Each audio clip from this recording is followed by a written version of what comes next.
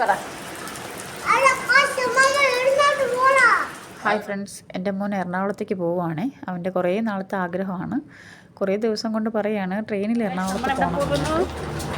ഇറങ്ങിയ സമയത്ത് നല്ല മഴയായിരുന്നു. അങ്ങനെ ടിക്കറ്റ് എടുത്തു. 3 മണിക്കുള്ള ചെന്നൈ മെയിലിലേക്കാണ് പോകുന്നത്. അങ്ങനെ ട്രെയിൻ നല്ല തിരക്കുണ്ടായിരുന്നു. അങ്ങനെ ജസ്റ്റ് ഓരോരുത്തർ വരുന്നത് പേടിച്ചിരിക്കുമായിരുന്നു. സീറ്റിൽ നിന്ന് എഴുന്നേൽപ്പിക്കുമോ. ട്രെയിനിൽ അത്യാവശ്യം തിരക്കും ഉണ്ടായിരുന്നു. അങ്ങനെ തൃപ്പൂണിത്തുറ എത്തി. അപ്പോൾ ചേട്ടൻ വെയിറ്റ് ചെയ്യുന്നുണ്ടായിരുന്നു നമ്മളെ കൂട്ടാനായിട്ട്. അങ്ങനെ വീടെത്തി പിറ്റേ ദിവസം രാവിലെ നമ്മൾ എഴുന്നേറ്റ് അമ്പലത്തിൽ പോകാനായിട്ട്. ചോറ്റാനിക്കര ഇവിടെ അടുത്താണ്. ചോറ്റാനിക്കര ഒരു 2.5-3 കിലോമീറ്ററിനകത്തേ ഉണ്ടാകത്തുള്ളൂ. അങ്ങനെ അമ്പലത്തിൽ പോകാൻ ഇറങ്ങുന്നതിന് മുമ്പായിട്ടുള്ള ഫോട്ടോഷൂട്ടൊക്കെയാണ്. അത് കഴിഞ്ഞ് നേരെ അമ്പലത്തിലേക്ക് പോവുകയാണ്. രാവിലെ ആയതുകൊണ്ട് തന്നെ റോഡിൽ വളരെയധികം തിരക്ക് കുറവാണ്.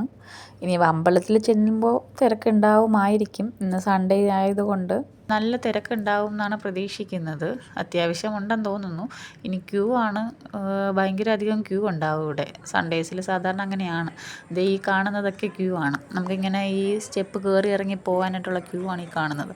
ഇത് നമ്മളെ കീഴ്ക്കാവിൻ്റെ അങ്ങ് അറ്റത്ത് കിടപ്പുണ്ട് ഇതിൻ്റെ ക്യൂ. അതുവഴിയാണ് നമുക്ക് കയറി അമ്പലത്തിനകത്തേക്ക് കയറേണ്ടത്. അങ്ങ് അമ്പലത്തിൻ്റെ അടുത്തെത്തുമ്പോൾ 2 ലൈനായിട്ട് പോകും. അതുവരെ ഒരു ലൈനാണ്. അപ്പോൾ നമ്മൾ അവിടെ നിന്ന് തൊഴുതിറങ്ങിയിട്ട് കീഴ്ക്കാവിലേക്ക് പോവുകയാണ്. അവിടെ നിന്ന് ഇറങ്ങിയപ്പോൾ എൻ്റെ മോന് ടോയ് വേണമെന്നും പറഞ്ഞിട്ട് പിണങ്ങി വരുന്ന വരക്കുമാണ് അതൊക്കെ. ചോറ്റാനിക്കര ക്ഷേത്രത്തിൽ 2 നടയുണ്ട്, മേൽക്കാവിലമ്മയും കീഴ്ക്കാവിലമ്മയും. ഇതിനു മുമ്പ് നമ്മളിവിടെ വന്നത് വിഹായുടെ ചോറൂണിനാണ്.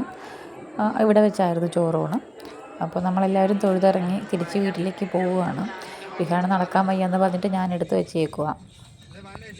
തൊഴുതിറങ്ങി ചേട്ടൻ വണ്ടി എടുക്കാൻ പോയേക്കുക. അപ്പോൾ ഞങ്ങൾ ഫ്രണ്ടിൽ വന്ന് നിന്ന് കഴിഞ്ഞാൽ പിന്നെ ടോയ്സ് കണ്ടു കഴിഞ്ഞാൽ പിള്ളേർക്ക് പിന്നെ ഇരിക്കാൻ പറ്റത്തില്ല. അതുകൊണ്ട് ഞങ്ങൾ ആ ക്ഷേത്രത്തിൻ്റെ സൈഡിൽ തന്നെ നിന്നു. ആ സമയം കൊണ്ട് നമ്മൾ കുറച്ച് സെൽഫി എടുത്ത് നിന്നു. അങ്ങനെ തിരിച്ച് നമ്മൾ വീട്ടിലേക്ക് പോയി.